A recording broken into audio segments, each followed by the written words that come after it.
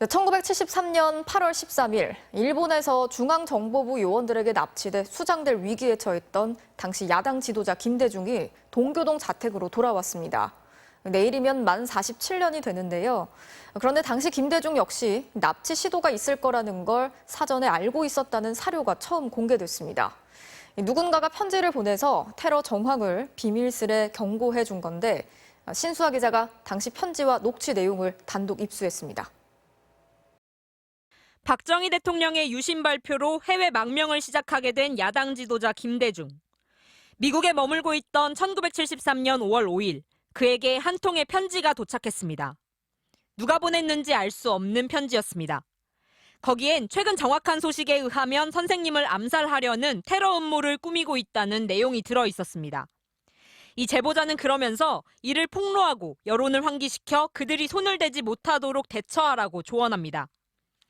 열흘 뒤 이희호 여사가 인편으로 남편에게 보낸 편지에도 중앙정보부의 위협을 조심하란 우려가 담겨 있었습니다.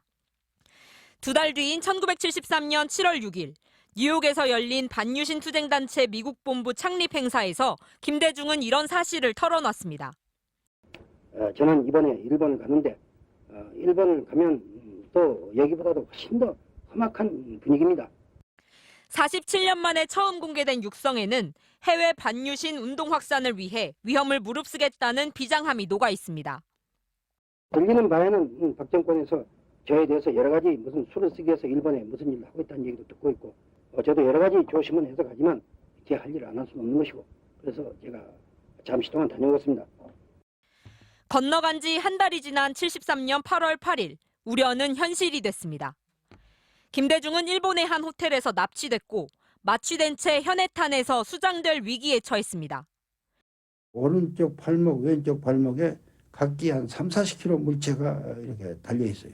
이제 마지막으로 이제 물에다 던지나 보다 했는데 미국의 개입으로 가까스로 목숨을 건진 김대중은 납치 129시간 만인 1973년 8월 13일 동교동 자택으로 돌아올 수 있었습니다.